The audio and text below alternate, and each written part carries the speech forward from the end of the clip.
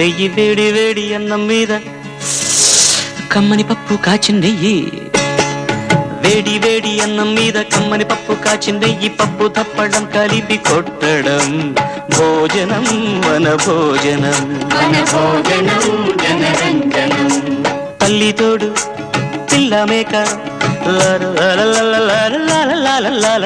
తల్లి తోడు పిల్ల మేక ఆలు మగలు అత్త కోడలు బాసు బంటూ ఒకటేనంటూ కలవడం భోజనం మన భోజనం.